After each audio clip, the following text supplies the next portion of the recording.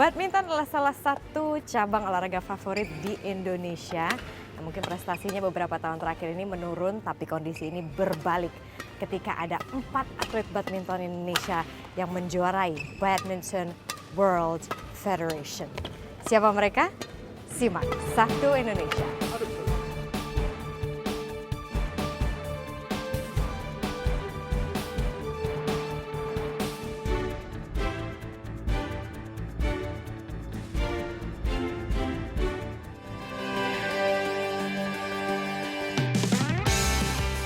Pasangan ganda campuran bulu tangkis Indonesia, Liliana Natsir dan Tontowi Ahmad menjadi penyegar di tengah keringnya prestasi bulu tangkis Indonesia. Sebelumnya, Indonesia gagal melanjutkan tradisi emas di Olimpiade London 2012 dan tidak bisa berbicara banyak di ajang Sudirman Cup Malaysia. Namun pasangan yang memiliki ranking 4 dunia ini mampu membuktikan Indonesia masih layak diperhitungkan. Pasangan yang terbentuk sejak 2 tahun silam ini konsisten menghadirkan prestasi bagi Merah Putih. Setelah juara di All England 2012 dan 2013, mereka berhasil menjadi juara dunia dalam kompetisi Badminton World Federation di Guangzhou, China awal pekan lalu.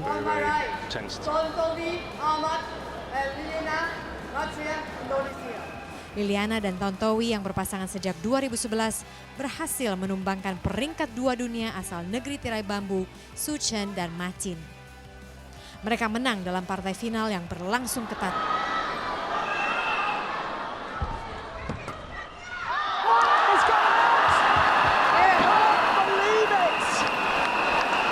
Liliana Natsir creates history. The first player ever to win 3 World Championship mixed doubles titles. Pengertian dan berlatih keras menjadi kunci kesuksesan pasangan ini dalam menyabet berbagai gelar. Target mereka selanjutnya, medali emas SEA Games di Myanmar tahun ini dan menciptakan kembali tradisi emas di Olimpiade bagi Indonesia.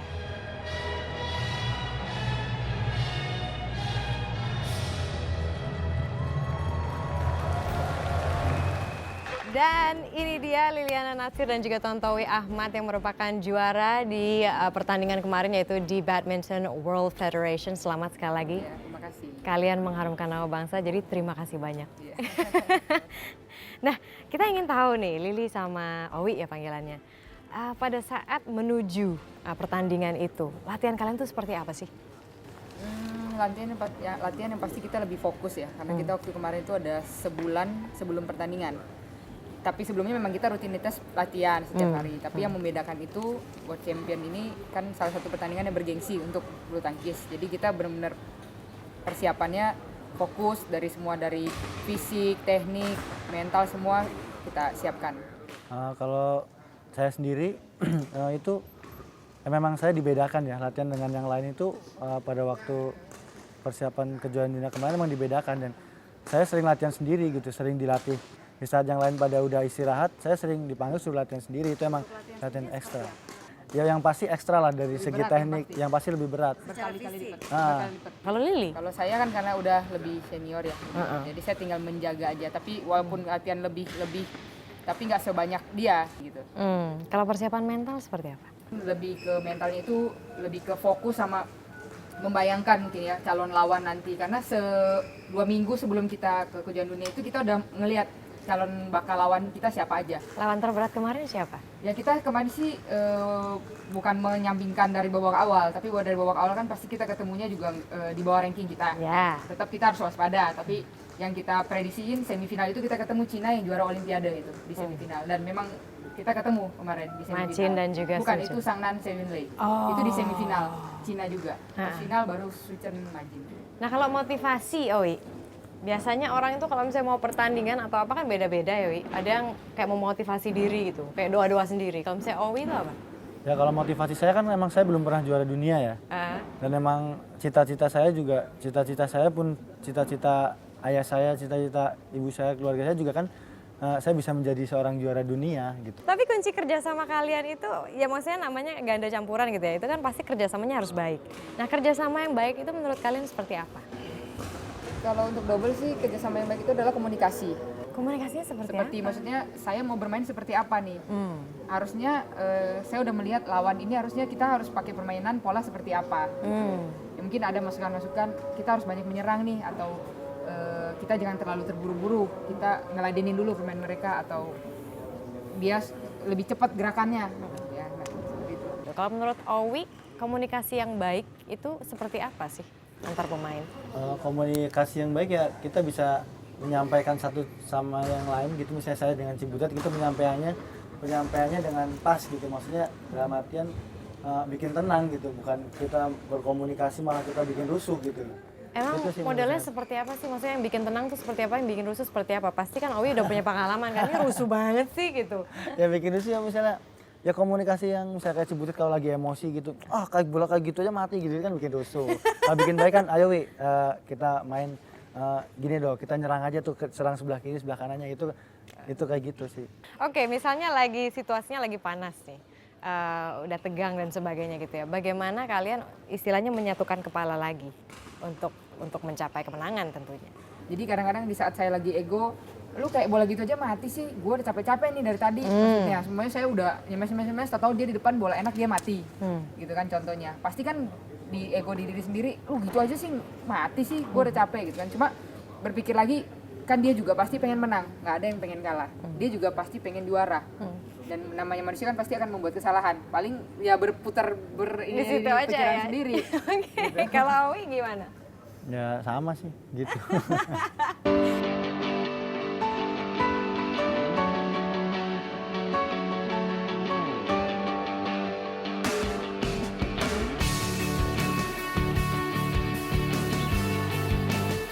Dan sampai sekarang itu setelah dia juara dunia, juara England, tetap nurut sama saya, disiplin, dan pernah tawar-menawar mengenai latihan dan punya komitmen. Itu makanya membuat saya bilang itu dia paling spesial.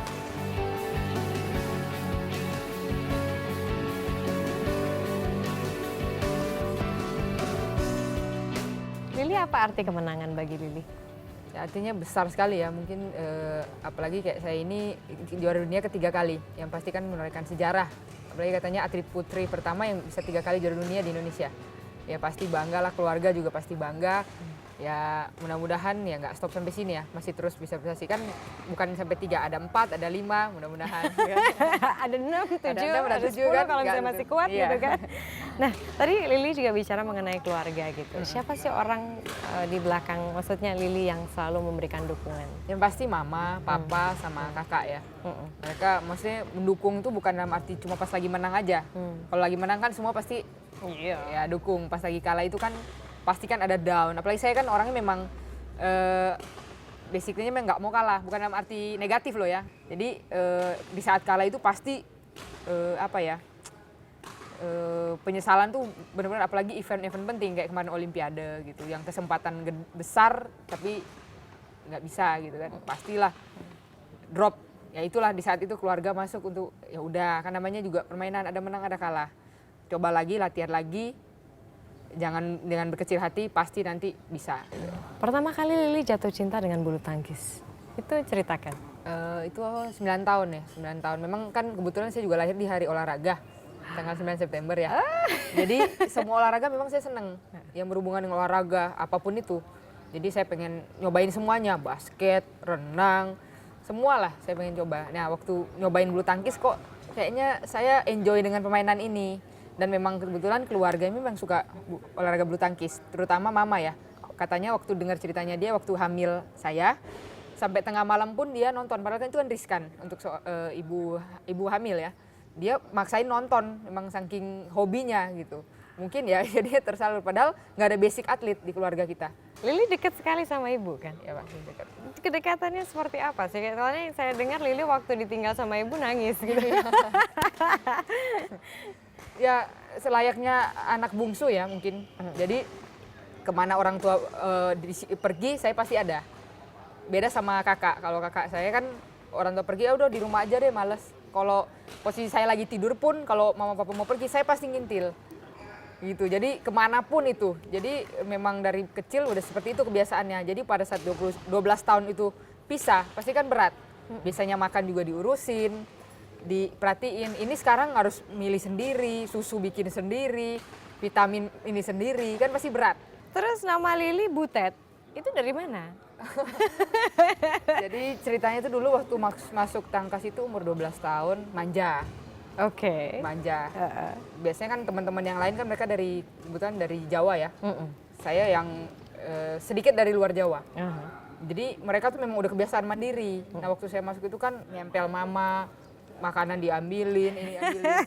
Kok manja banget sih, pas mama mau tinggal aja nangis-nangis gitu. Terus ada senior orang Medan, dia bilang, nama lu Liliana ya, kepanjangan lah. Kalau di tempat saya itu kalau anak cewek manja dipanggilnya Butet. Anak cewek manja. Kesayangan lah anak cewek kan, udah Butet aja lah. Udah dari situ, ya udahlah atur aja. Jadi yang panggil kamu Butet sekarang siapa? Semua. Semua? Tapi kalau keluarga manggilnya Yana, karena panggilan di rumah kan Yana. Oh Yana. Tapi Tapi lebih milihnya Butet atau Yana sebetulnya? Apa aja lah yang penting bisa buat hoki. Itu dia. Terus kemarin juga Mama sempat bilang gitu, harapannya adalah iya nanti Yana punya pacar gitu. Terus tanggapan kamu gimana? Ya kalau pacar sih pastilah pengen nantinya. Cuma kayak sekarang ini berpikirnya gue mau fokus dulu. Pada saat nanti mungkin saya udah kan usia juga udah nggak muda lagi kan ya. Emang sekarang Yana umur berapa? 28. Oke. Mau 28. Jadi kan untuk atlet itu kan juga ya udah tergolong senior ya. Jadi ya berpikirnya waktu yang tersisa ini saya mau fokusin dulu, cari prestasi yang tertinggi, yang terbaik. Setelah dari situ baru saya fokusin ke yang jodoh nggak kemana lah. Terima kasih Lili, Yana atau Butet. Ya, sama aja. Nanti kita juga tentunya akan bincang-bincang dengan partner dari Liliana Natsir ini yaitu Tontowi Ahmad. Kenal lebih dekat lagi maka itu simak Satu Indonesia.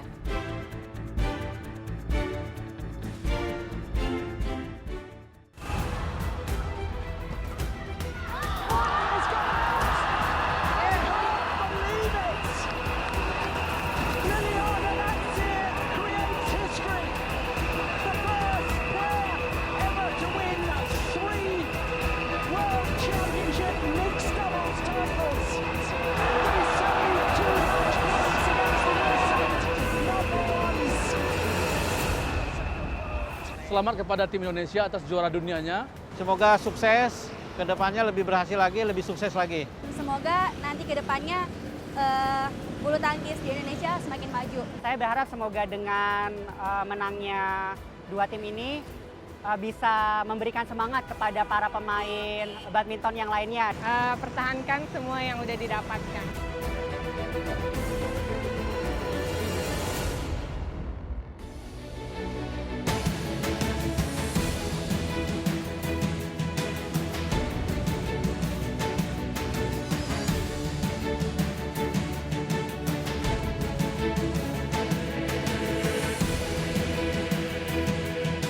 Kalau Tontowi sendiri itu benar-benar saya mesti keras.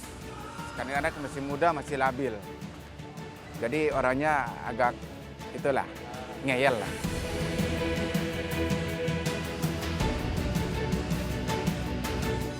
Kembali lagi di Satu Indonesia kali ini kita akan mengenal lebih dekat Tontowi Ahmad. Nah Owi, bisa ceritakan bagaimana Anda tiba-tiba menggeluti bulu tangkis? Awalnya dari kecil ya, emang dari kecil waktu umur 7 tahun, 8 tahun tuh saya diperkenalkan bulu tangkis sama ayah saya. Waktu itu sebenarnya main-main biasa doang di luar. Pada saat masuk pelatnas? Pada waktu masuk pelatnas 2005. 2005. Ya, Nah, bentuk usahanya gitu untuk mencapai prestasi Owi yang sekarang itu apa saja yang harus Owi lewati?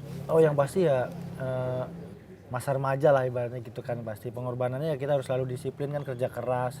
Kita harus disiplin dan yang mengorbankan semuda yang lain pada main, yang lain di luar pada main, kita latihan. Tapi ada penyesalan nggak?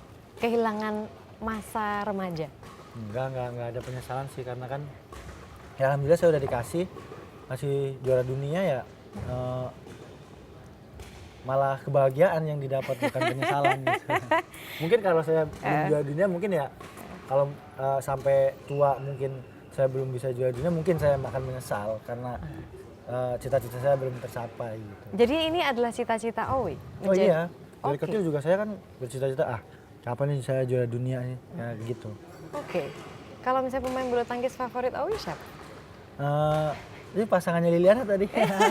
Nova Widianto. Iya, itu dari waktu saya remaja lah. Waktu saya remaja itu kan udah main dulu Liliana Natsir, Nova Widianto itu maksudnya saya ngeliat gitu. Emang saya dari kecil kan saya emang bermain tunggal dan double dan dalam hati kecil saya tuh saya kok pengen banget main mix nih seperti dia gitu. Maksudnya seperti Mas Nova ini karena kan dia di samping sama saya kenceng, drive-nya kenceng, dia juga cara mengatur bolanya tuh gampang banget gitu. Maksudnya lihatnya juga enak gitu.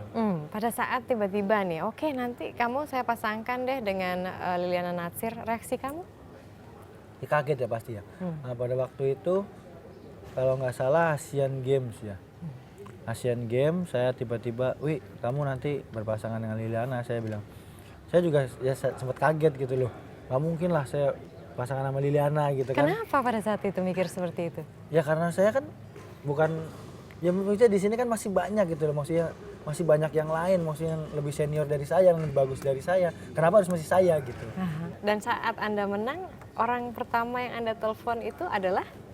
Ayah saya. Ayah, ibu, keluarga, baru pacar. Oh, ternyata sudah punya pacar ya, sudah kalau gitu. Pupuslah harapan perempuan-perempuan Indonesia. Oke, pada saat itu kamu langsung menelpon ayah. Apa yang kamu katakan dan apa yang ayah pertama kali katakan kepada kamu? Pada waktu itu sinyal emang susah ya di China sana ya. Di China emang susah sinyalnya, cuma saya bilang, Pak alhamdulillah saya juara dan cita-cita Bapak tercapai gitu. Cita-cita Bapak, bukan cita-cita Owi. Ya mau cita-cita saya, cuma kan dulu sempat ada cerita dulu pas waktu kecil, saya waktu kelas 1 SMP apa itu. Ayah sama ibu saya naik haji kan. Pas naik haji di sana, pas begitu ayah ibu saya pulang, ibu bisikin saya, wih asal kamu tahu ya, Bapak itu di sana sebulan itu pokoknya doain kamu biar juara dunia terus, kata dia. Biar lu masuk pelatnas, biar lu juara dunia, kata dia bilang gitu. Dia ambil muka-muka sedih gitu kan. Makanya kamu harus benar, katanya latihan badminton harus benar, katanya biar cita-cita Bapak tercapai. Oh iya, saya bilang gitu. Makanya saya sedikit terharu sih, maksudnya saya begitu saya juara dunia saya langsung keinget itu. Gitu. Oke, baik. Terima kasih banyak Owi, sukses terus. Semoga bisa mencapai target berikutnya yaitu medali emas di Olimpiade. Amin.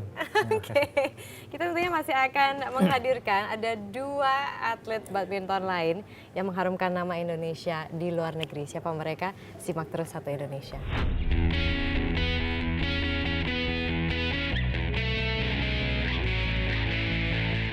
Mengikuti langkah pasangan Tontowi dan Liliana di kejuaraan dunia, pasangan ganda putra Muhammad Ahsan dan Hendra Setiawan turut mempersembahkan medali emas bagi Indonesia tahun ini.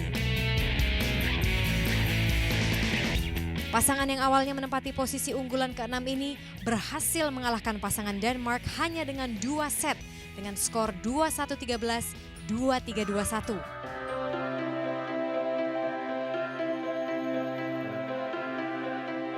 Gelar yang mereka dapat melengkapi kesuksesan sebelumnya sebagai juara di Malaysia Terbuka, Jarum Indonesia Open Super Series Premier, dan Singapura Open Super Series. Hendra Setiawan yang sebelumnya berpasangan dengan Markis Kido juga telah mengukir prestasi saat SEA Games, ASEAN Games, dan Olimpiade. Sementara Muhammad Ahsan saat itu masih berpasangan dengan Bona Septano. Kesemuanya maju dan berjuang bersama dalam laga internasional. Hendra yang akhirnya berpisah dari Markis setelah 13 tahun menjadi partner bermain untuk ganda putra, memulai perjalanan bersama Muhammad Ahsan di bulan September 2012. Mereka kini menjadi juara dunia badminton World Federation Championship. Kembali lagi di Satu Indonesia, kali ini bersama 2 atlet yang mengharumkan nama bangsa Indonesia, yaitu Hendra Setiawan dan juga Muhammad Ahsan. Terima kasih banyak sudah mengibarkan bendera kita di sana. That was amazing. Thank you so much. Nah, apa arti kemenangan nih bagi kalian berdua, kemenangan kemarin di China? Berarti banget ya, Ma. Apalagi ini bertepatan dengan akan 17 Agustusan. Kalau misalnya untuk Ahsan? Ya sama, berarti banget. Apalagi ini dari cita-cita dari kecil dan akhirnya terwujud. Cita-cita dari kecil, dari umur berapa waktu itu Ahsan cita-cita?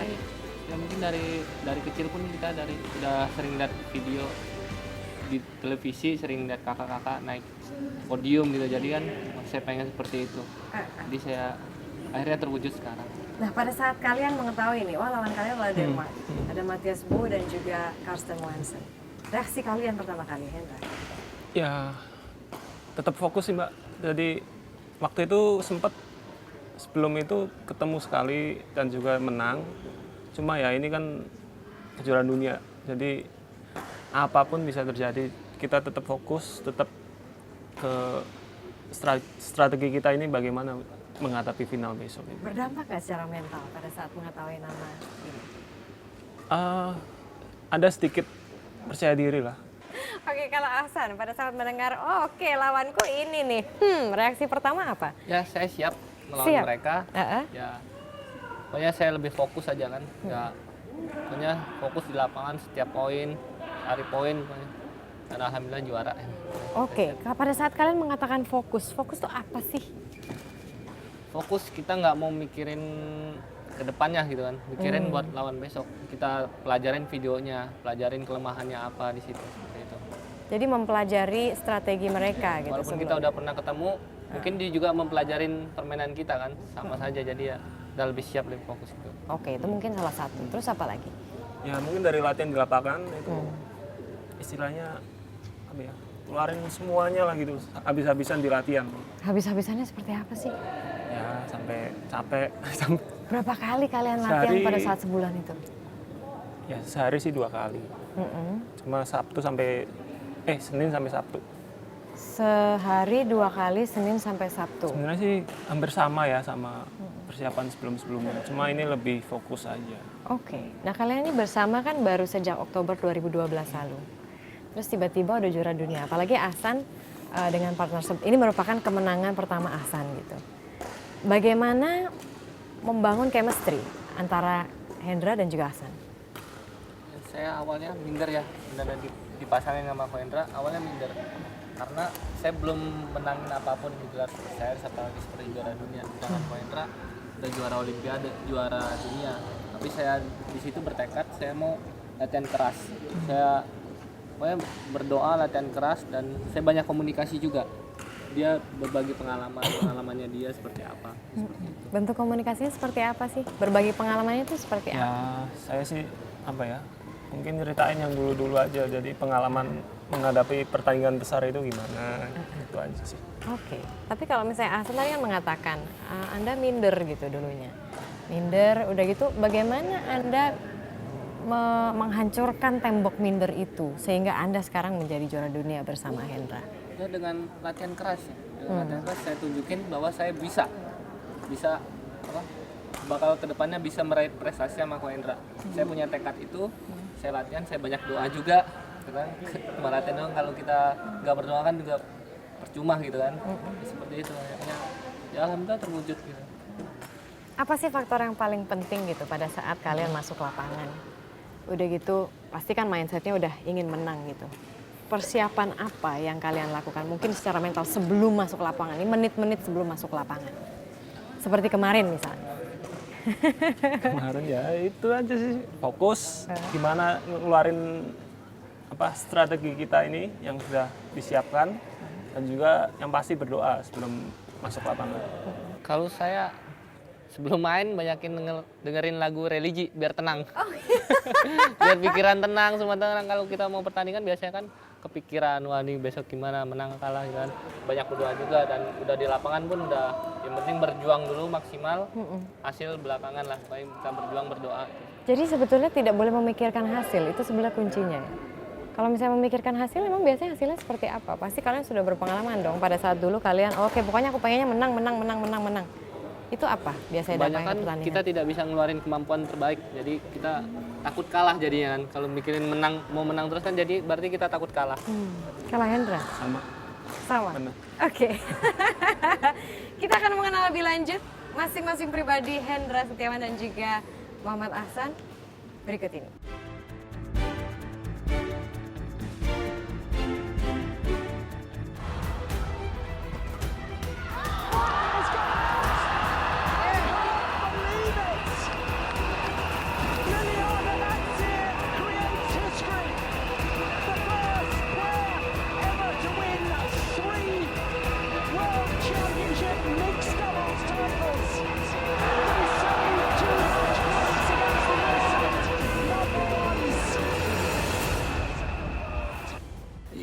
saya kira sudah tahu semua, kita bersyukur, kita bangga, dan saya langsung menelpon kepada Liliana dan Tontowi waktu itu. Rasa senang saya, rasa bangga saya, rasa syukur saya. Sebelumnya SBY bersama sejumlah menteri juga menyaksikan langsung final kejuaraan dunia di Guangzhou, Cina lewat layar kaca. Sayangnya sebagian besar rakyat Indonesia tak bisa menyaksikan langsung perjuangan para atlet bulu tangkis ini. Sebab tak ada satupun televisi nasional yang menyiarkan final kejuaraan dunia ini secara langsung. Pertandingan final ini hanya bisa disaksikan melalui TV kabel dan video streaming. Sebuah akun Facebook tentang gerakan 1 juta dukungan untuk siaran badminton di televisi nasional ternyata juga tak bisa membuat masyarakat Indonesia menyaksikan langsung perjuangan para atlet di kejuaraan dunia 2013 ini.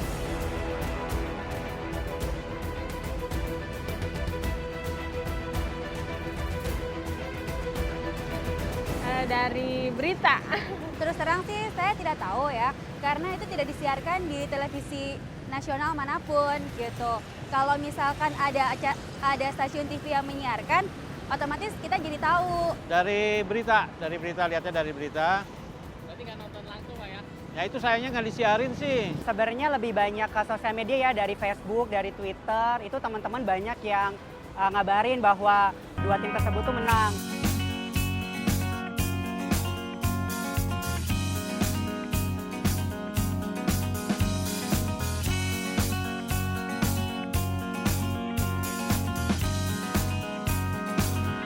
Dia menjalankannya tanpa kompromi. Apapun yang diinstruksikan sama pelatih dia jalankan dengan baik. Satu, kedua, setelah di luar latihan kesehariannya memang disiplin sekali. Jadi memang benar-benar itu tidak hanya juara di dalam lapangan, kesehariannya juga memang mencerminkan seseorang juara sejati. Hendra, mau ceritakan bagaimana Anda bisa menggeluti bulu tangkis? Oke, pertamanya ayah saya di Pemalang itu pelatih bulu tangkis. Awalnya sih saya cuma ikut-ikut aja ke lapangan, terus coba mukul-mukul dari umur 7 tahun itu, lama-lama makin suka. Jadi akhirnya saya mutusin ke bulu tangkis. Mutusin ke bulu tangkis pada saat umur berapa itu? Itu kalau mutusin sih kira-kira umur 10 tahunan. Umur 10 tahun sudah memutuskan sendiri? Waktu itu saya melihat di TV ada pertandingan itu, terus ada yang juara Indonesia itu. Wah, saya pengen jadi juara gitu. Siapa waktu itu yang juara? Saya juga lupa sih, waktu itu sih masih kecil kan. Oke, umur 10 pengen tahun? Lihat, iya, umur 10. Memutuskan untuk menjadi itu. Oke, kalau misalnya punya ayah, ayahnya seorang pelatih. Apakah betul tekanannya lebih besar gitu? Enggak juga sih ya. Oh, enggak juga? Tapi masa nggak pernah dimarahin sama ayah sih pada saat itu? Suka dulu. Dan ceritakan pada saat itu? Mungkin waktu itu sekali saya malas-malasan latihannya. Jadi ya mungkin kan anak kecil capek gitu, nggak mau latihan gitu. Cuma tetap disuruh latihan. Waktu itu di lapangan itu saya nggak semangat. Nah waktu itu papa saya yang marah. Jadi ya udah pulang aja lah. Kalau nggak semangat mending pulang, nggak usah di sini. Terus akhirnya kamu pulang? Ya akhirnya pulang saya sambil nangis. Jadi menyesali. Berikutnya kamu berhenti latihan atau tidak? Enggak, tetap latihan. Tetap latihan. Sehari biasa latihan berapa kali? Sehari 2 kali. Sehari 2 kali. Berapa lama? Kurang lebih 5-6 jam. 5-6 jam. Ya. Reaksi istri terhadap Hendra nih berkarir sebagai seorang pemain badminton. Seperti apa? Pasti kemarin juga seneng ya. Tapi sebenarnya pas final itu dia nggak ngeliat, nggak berani ngeliat. Kenapa? Tegang. Oke, jadi sama sekali nggak nonton? Nggak. Nonton ulangannya aja. Oh, nonton ulangannya aja. Pas sudah menang gitu ya baru itu. Pasti. Gitu. Karena berhubung lagi hamil juga ya, kan, ya. mungkin jadi menjaga ini. Oke, kalau misalnya pelatih, apa arti pelatih bagi Hendra? Pelatih itu ya bisa sekaligus jadi teman juga. Di lapangan kalau bertanding juga penting juga. Mereka ngingetin kita ketika kita sedang istilahnya blank, ya mereka yang ngingetin kita itu. Pelatih yang baik itu seperti apa sih atau pelatih ideal? Ya, yang bisa komunikasi sama atletnya dengan baik ya. Itu karena komunikasi itu penting ya, apalagi di ganda itu sangat penting sekali. Kenapa penting? Karena ganda itu kan 2 orang jadi satu istilahnya. Itu kalau satu ke sana satu ke sini itu nggak bisa sukses ya saya rasa. Maksudnya bentuk komunikasinya seperti apa? Pelatih itu bisa memahami atletnya. Misalnya atletnya kasih masukan, mereka juga bisa terima. Kalau pelatih mau nyuruh kita juga bisa terima juga. Oke, apa rahasia kelanggengan hubungan antara kamu dan pelatih selama ini? Ya itu saling terbuka aja. Maksudnya? Maksudnya saya pengen latihan ini kok.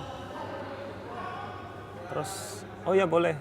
Tapi habis ini kamu harus ada tambahan latihan ini karena saya ngelihat kamu kurangnya di situ. Oke. Ya itu saling terbuka ya. Terbuka. Jadi menurut kamu menjadi seorang pemain badminton untuk mencapai sukses adalah terbuka. Karena kadang-kadang kan kalau misalnya kita sudah menjadi juara gitu Hendra, adalah yang namanya ego. Ya kan? Pendapat kamu tentang ini? Itu harus dihilangin sih menurut saya sih, ego itu. Jadi nggak bisa kita, saya udah juara, saya nggak mau latihan ini, latihan itu. Itu nggak bagus lah. Pandangan ke depan setelah udah oke ini udah jadi juara dunia nih di BWF, terus? Ya masih banyak lah, saya sama Aksan baru hampir setahun ini baru pasangan kan, jadi masih banyak yang pengen dicapai. Apa? Mungkin tahun depan itu ada All England, Asian Games, juga Thomas Cup. Untuk jarak jauhnya sih Olimpiade pastinya, 2016. 2016.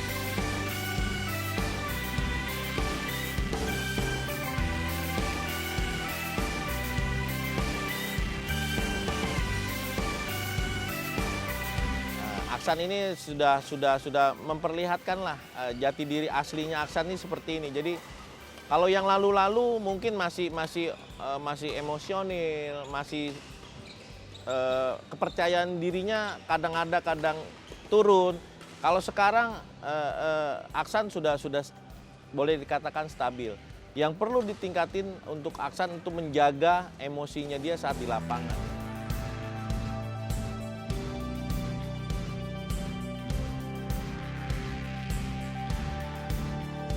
Oke, kembali lagi di Satu Indonesia. Kali ini mengenal lebih dekat dengan Muhammad Aksan. Kamu kan udah jadi juara nih. Ya. Pertama kali. Menurut kamu mental seorang juara itu seperti apa sih? Mental, ya pertama lebih pede ya, ngadepin lawan-lawan. Mungkin lawan-lawan juga sering ketemu ya. Dan mungkin seperti itulah pokoknya. Kalau misalnya sekarang kan kamu udah menang. Ya. Kemenangan ini tuh artinya apa buat kamu? Ya pertamanya sangat bangga, bersyukur ya. Mungkin udah karena cita-cita dari kecil udah terwujud ya. Jadi ya sangat bangga lah pokoknya. Apa atau siapa yang menjadi motivasi pada saat kamu berjuang di lapangan ini? Ya karena kan titel juara dunia sangat bergengsi ya. Karena kalau mau nama kita diukir dalam sejarah bulu tangkis mungkin kan harus memenangi suatu titel yang bergengsi. Itu jadi motivasi saya. Terus orang-orang yang mendukung kamu itu siapa sih?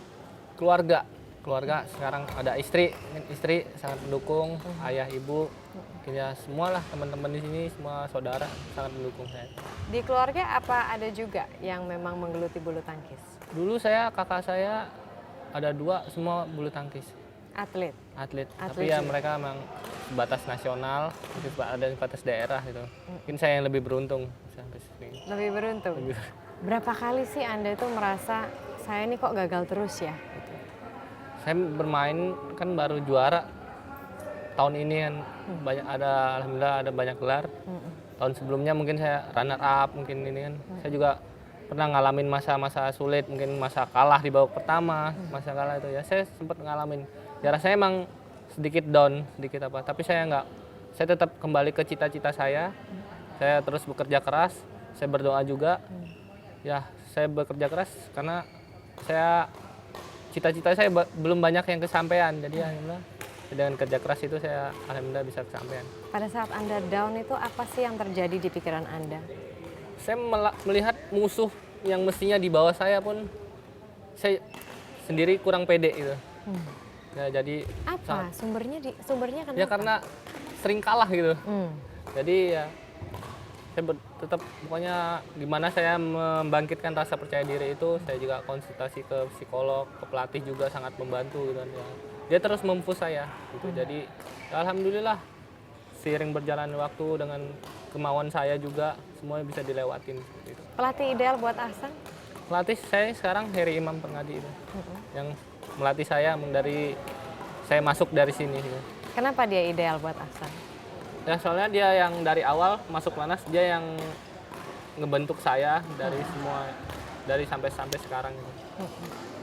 Ada yang membandingkan Anda dengan Sigit Budiarto. Gimana? Pukulan-pukulan Anda itu, permainan Anda itu mirip dengan permainan Sigit Budiarto. Tanggapan Anda? Saya juga cukup idolakan Sigit Budiarto kan. Saya nggak tahu, ya saya bangga misalkan disamain seperti dia gitu. Saya juga idolain dia gitu karena emang selain prestasinya bagus, dia punya pukulan-pukulan ajaib lah. Ya pukulannya ajaibnya kayaknya kamu mirip dengan Sigit gitu, dengan smash. Enggak, saya rasa dia jauh lebih bagus. Oke, harapan ke depan, Ahsan? Ya harapan ke depan, pertama saya juga nggak mau puas diri. Masih banyak pertandingan yang di depan mata yang banyak, target-target selanjutnya masih banyak. Ya semoga dengan hasil ini memotivasi saya terus buat lebih berprestasi lagi.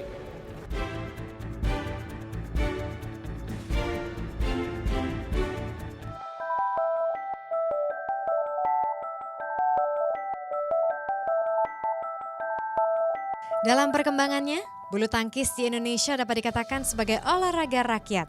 Cabang olahraga ini telah menghasilkan banyak prestasi bagi Indonesia. Di antaranya di Piala Thomas dan Uber, All England, Piala Sudirman, serta pesta olahraga besar seperti SEA Games, Asian Games, dan bahkan Olimpiade. Atlet-atlet bulu tangkis berprestasi di Indonesia, Rudy Hartono, Lim Swee King, Susi Susanti, Alan Budi Kusuma, berhasil membawa nama Indonesia menjadi identik dengan cabang olahraga ini. Generasi penerus seperti Taufik Hidayat, Hendra Setiawan, Markis Kido terus mengibarkan bendera merah putih di turnamen-turnamen prestisius internasional. Indonesia meraih medali emas pada Olimpiade 92, 96, 2000, 2004, dan 2008. Namun di Olimpiade 2012 di London, Indonesia gagal mendapatkan emas, bahkan perak atau perunggu. Di kejuaraan dunia bulu tangkis yang ke-20 tahun ini, Indonesia berhasil mendapat 2 titel atas nama pasangan ganda campuran Tontowi Ahmad Liliana Natsir dan ganda putra Muhammad Ahsan Hendra Setiawan. Kemenangan 2 pasang pemain Indonesia kali ini benar-benar membawa semangat baru bagi atlet-atlet muda. Penanda kebangkitan baru di kancah dunia dan hadiah terbaik untuk perayaan Hari Kemerdekaan Indonesia tahun ini. Prestasi ini tidak lepas dari pembenahan dalam tubuh PBSI diantaranya kesejahteraan atlet, pembinaan atlet muda, serta menempatkan pelatih yang sangat berpengalaman.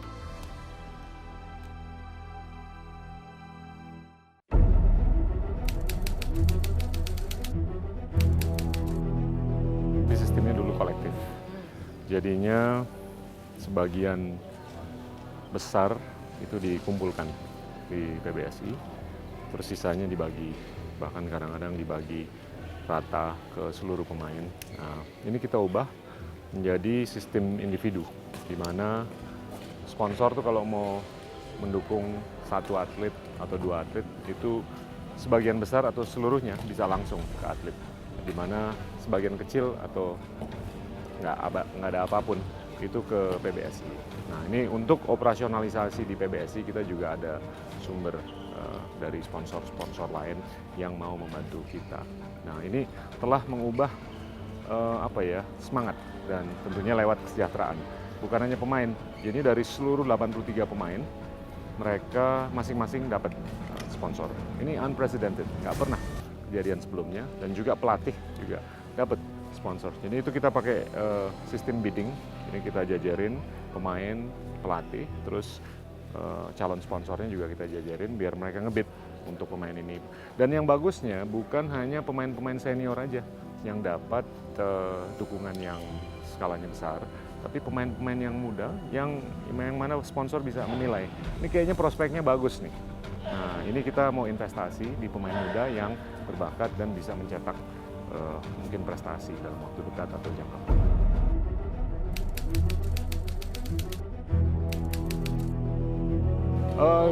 Jadi pertama kita menyederhanakan struktur organisasi manajemen, di mana sangat fokus untuk pembinaan prestasi dan pertanggungjawaban itu jelas sekali. Jadinya apapun yang terkait dengan pembinaan prestasi itu di bawahnya Reksi Mainaki yang menjadi kabid kepala bidang pembinaan prestasi. Terus struktur atau isi struktur lainnya kita nggak terlalu isi dengan banyak kotak-kotak. Yaitu ada orang yang khusus ngurusin keuangan, orang yang khusus ngurusin bina usaha atau penarikan sponsor, dan juga orang yang khusus ngurusin kaderisasi. Nah, kaderisasi ini sangat nyambung dengan upaya kita untuk melakukan pembinaan prestasi. Nah, kaderisasi ini dinakodai oleh Basri Yusuf. Pak Basri ini dulu yang terlibat di tim nasional Singapura, orang Indonesia, sudah balik. Reksi juga tadinya tim nasional Filipina, sebelumnya Malaysia, dan sebelumnya lagi Inggris, sudah balik. Nah, ini nyambung di mana Pak Basri sudah mencari talenta-talenta, tentunya berkoordinasi dengan pengprov dan juga menyelenggarakan turnamen-turnamen di level S sekolah dan juga non-sekolah atau yang sudah lulus sekolah di level junior dan segalanya. Dan dari total 83 pemain yang ada di Platnas, ini ada kurang lebih 20 pemain junior yang di bawah usia 20 tahun. Dan ini mereka sudah kelihatan berprestasi di turnamen-turnamen mungkin yang nggak sekelas Super Series seperti All England atau apa, di Maldives, di Australia, di Selandia Baru, di Hong Kong, di Taiwan, Jepang, dan segalanya. Bahkan di Maldives itu Indonesia final untuk putranya, tunggal putranya. Dan ini saya rasa akan lebih kelihatan dalam 1, 2, 3 tahun ke depan. Nah, kalau bicara mengenai ganda putra juga kita punya Rian dan Angga yang relatif lebih junior daripada Ahsan Hendra atau Hendra Ahsan. Dan tentunya di bawahnya itu kita harus investasi dan bina kader-kader baru.